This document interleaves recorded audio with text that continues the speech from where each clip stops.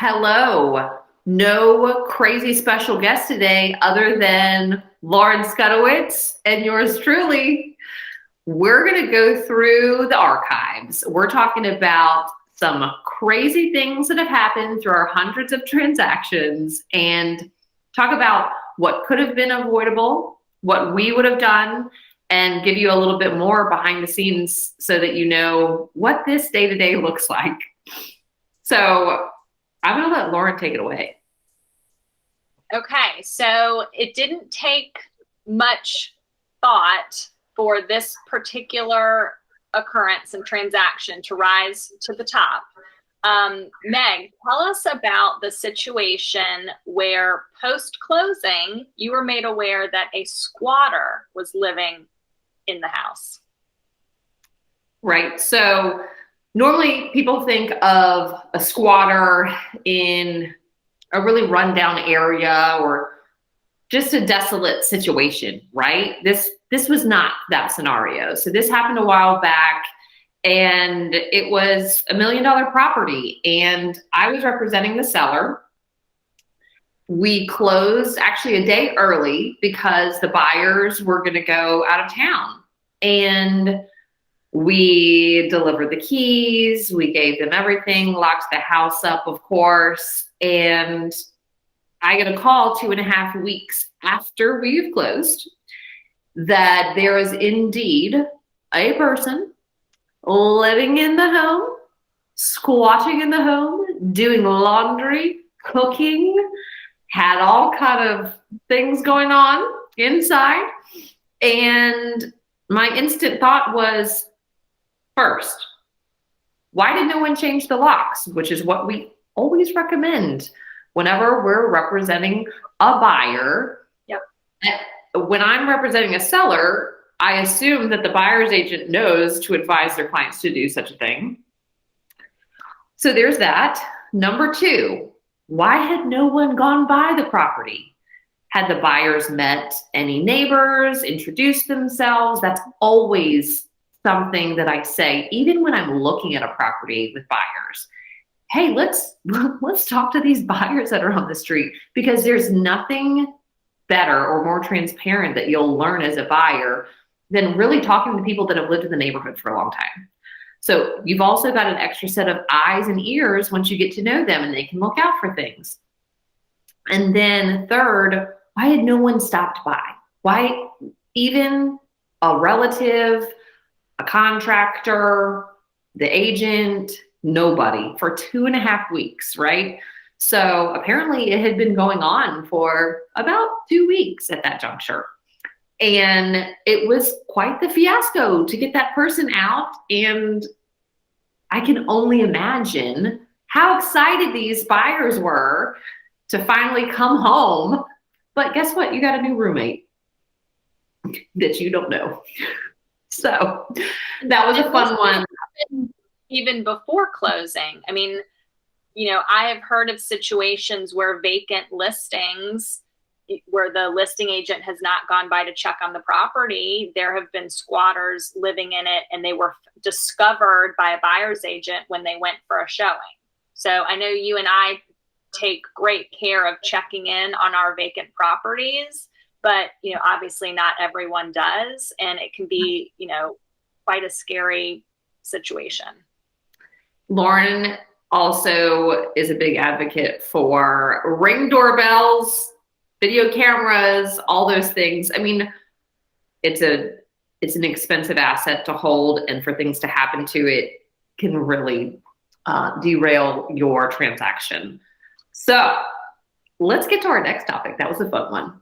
Lauren has recently had an issue with ascertaining a death certificate as it relates to closing a transaction. Lauren, tell us more about that. Yes. So I have had a handful of situations where I was representing the estate as the seller of a property. And in most of the situations, they've gone through probate recently and gotten, all of the documentation they need in order for the estate to legally sign on behalf of the seller. In this particular situation, there was a couple who owned the home.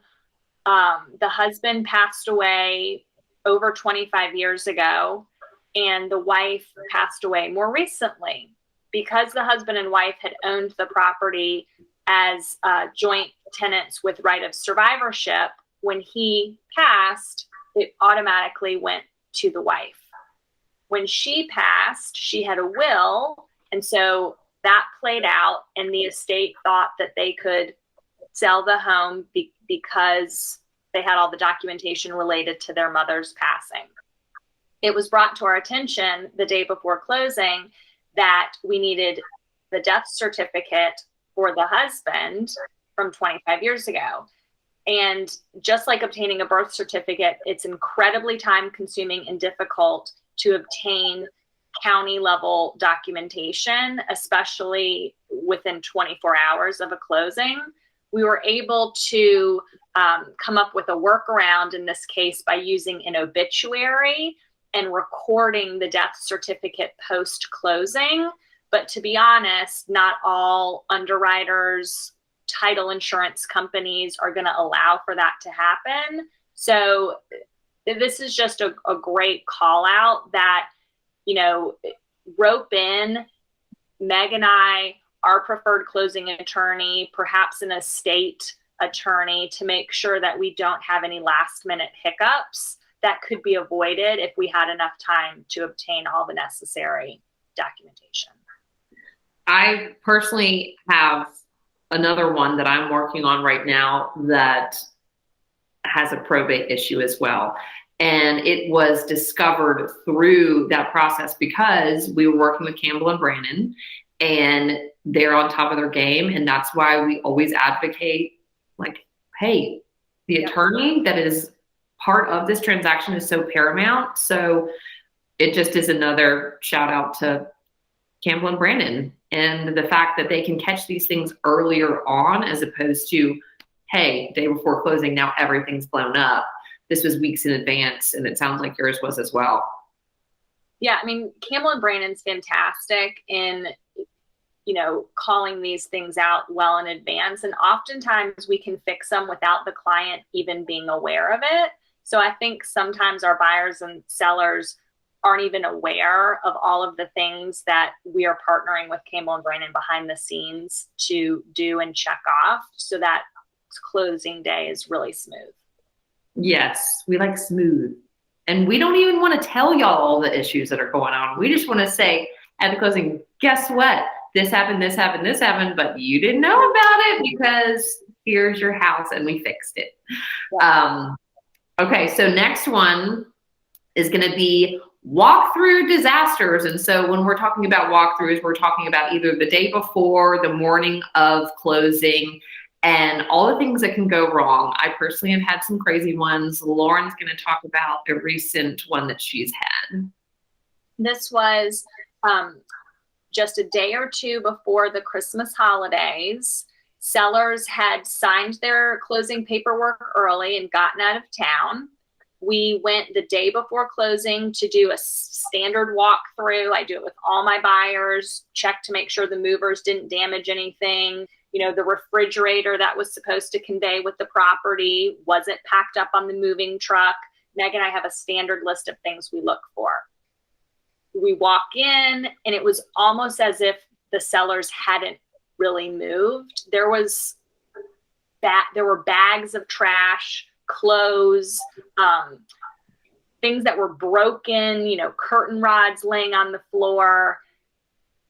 It took hours for the buyers and I and their family members to move all of the stuff into the driveway, into a pile that was as large as a small dumpster.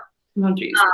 We ended up closing on it, but only after putting together an amendment saying that the listing agent at either her or the seller's expense was responsible for removing all of the trash within 24 hours of the closing. And it happened. And I've had this happen before with people leaving stuff or movers accidentally, putting holes in the wall. And it doesn't have to derail the closing or delay it. Meg and I are able to quickly call a contractor, handyman, someone who can help fix the problem and put together an amendment that protects our clients.